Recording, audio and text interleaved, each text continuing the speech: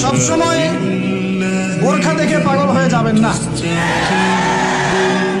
কারণ সব বোরখার পিছনেই দিনদার মেয়ে থাকবে জরুরি না। দিনদার মেয়ে পাবেন কোথায়? তাহলে প্রত্যেক মাদ্রাসার মেয়ে দিনদার হবে নট নেসেসারি। জেনারেল শিক্ষায় শিক্ষিত মেয়েও দিনদার হতে পারে, সেও দিনদার হতে পারে, বুঝ থাকতে পারে। এটা সম্পূর্ণ ভাগ্যের ব্যাপার। কিসের ব্যাপার এটা? এর উপর আমার কিছু বলার নাই। এটা সম্পূর্ণ ভাগ্যের ব্যাপার। আপনি হাজার বার পরখ করে দেখে শুনে করার পরেও পস্তাতে পারেন, এর হতে পারে, আল্লাহ না করুন। এটা কিসের ব্যাপার? অতএব তাকদীর যে লিখেছেন তার সাথে যোগাযোগ করেন ইনশাআল্লাহ। কিভাবে? ইস্তেখারার মাধ্যমে, কিভাবে নফল নামাজের মাধ্যমে, কিভাবে সেজদায়, কিভাবে হাত তুলে তাহাজ্জুদ দোয়া করবেন, রব্বানা হাব লানা মিন আজওয়াজিনা ওয়া যুররিয়াতিনা কুররাতা আয়ুন ওয়াজআলনা লিল মুত্তাকিনা ইমামা। এই দোয়া চলবে। অতএব এই ডিসিশনটাতে ভুল করা যাবে না। একবার যদি এই ডিসিশনে ভুল করেন সারা জীবন পস্তাতে হবে। আমরা কি মুসলিম পরিবারে জন্ম নেওয়ার মর্মটা বুঝতে পারছি ভাই? আচ্ছা, আরেকটা কথা বলি, দেখেন এই কথা একটু ভালো করে শোনেন, তারপরে আমি পরের অংশে আসি। এখানে আমার কিছু বলার আছে, তারপরে আমি শেষ করে দেবো। সময় আছে তো? আচ্ছা শোনেন, চাচা আবু তালেবের নাম শুনেছেন? কে ছিলেন?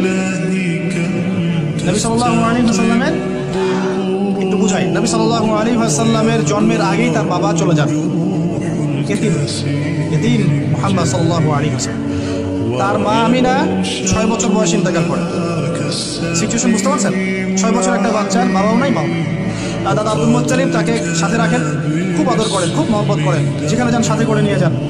তিনি নেতা মানুষ, তার পাশের চেয়ারে তাকে বসে দেন, বলেন আমার এই নাতি একদিন সাইয়্যিদ হবে, নেতা হবে, এই কথা বলেন। তিনি ইন্তেকাল করলেন 8 বছর বয়সে। তারপরে দায়িত্ব পেলেন চাচা আবু তালেব। নাম কি? এই 8 বছর বয়স থেকে নিয়ে নবী সাল্লাল্লাহু আলাইহি ওয়াসাল্লাম নবী হয়েছেন 40 বছর বয়সে, আর মক্কায় ছিলেন 13 বছর।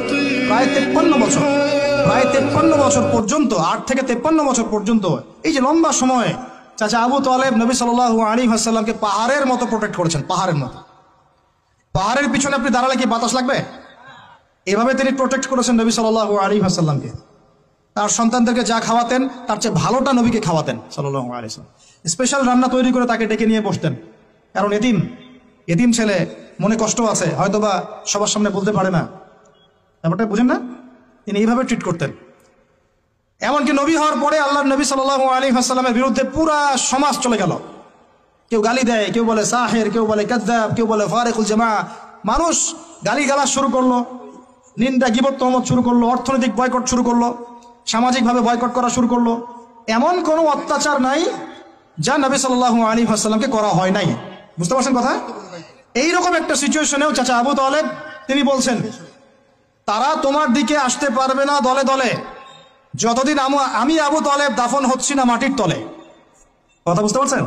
তারা তোমার দিকে আসতে পারবে না দলে দলে যতদিন আমি আবু তালেব দাফন হচ্ছি না মাটির তলে। এইরকম মানুষ চাচা আবু তালেব।